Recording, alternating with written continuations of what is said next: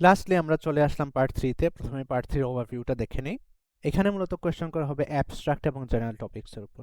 Abstract মানে কি? Abstract মানে হচ্ছে বিমূর্ত। বিমূর্ত মানে কি? এমন বিষয় নিয়ে যেটা আসলে সলিড না, যেটা আসলে মূলত থিওরিটিক্যাল এবং হাইপোথেটিক্যাল, অর্থাৎ তাত্ত্বিক বিষয় নিয়ে আলোচনা সংক্ষেপে। এখানের মধ্যে কোয়েশ্চেন থাকবে কম, 4 থেকে 5টা, সময় থাকবে 4 থেকে 5 মিনিট। তার মানে প্রত্যেকটা কোয়েশ্চেনের জন্য আপনি সময় পাচ্ছেন 50 সেকেন্ডের মতো। এর মধ্যে আমরা চেষ্টা করব আমাদের আনসারগুলো যাতে অ্যাটলিস্ট 30 সেকেন্ডস হয়, অ্যাটলিস্ট আধা মিনিট লম্বা হয়। এখানে আমাদেরকে কি মনে রাখতে হবে? We need to remember to answer the questions directly. আমরা ডিরেক্টলি আনসার করব। Present your ideas in a logical manner. এরপর আপনি যেটা করবেন, আপনার আইডিয়াগুলোকে লজিক্যাল ওয়েতে, যৌক্তিকভাবে এখানের মধ্যে অ্যাপ্লাই করবেন। এন্ড গিভ রেলেভেন্ট এক্সাম্পলস, এবং আপনি রেলেভেন্ট এক্সাম্পলগুলো দিবেন। অর্থাৎ যত পারেন এক্সাম্পল দিবেন, স্পেসিফিক এবং রেলেভেন্ট এক্সাম্পল দিবেন।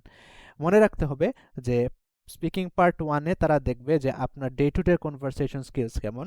পার্ট 2-তে তারা দেখবে যে আপনি আসলে কেমন ভালো লেকচার দিতে পারেন, কেমন ভালো স্পিচ দিতে পারেন, ইনস্ট্যান্ট স্পিচ দিতে পারেন কিনা। এবং পার্ট 3-তে দেখবে আপনার রিজনিং ক্যাপাবিলিটি কেমন, আপনি আর্গুমেন্টেশন করতে পারেন কিনা, আপনি ডিবেট করতে পারেন কিনা, আপনি আপনার আইডিয়া পুট ফোর্থ করতে পারেন কিনা।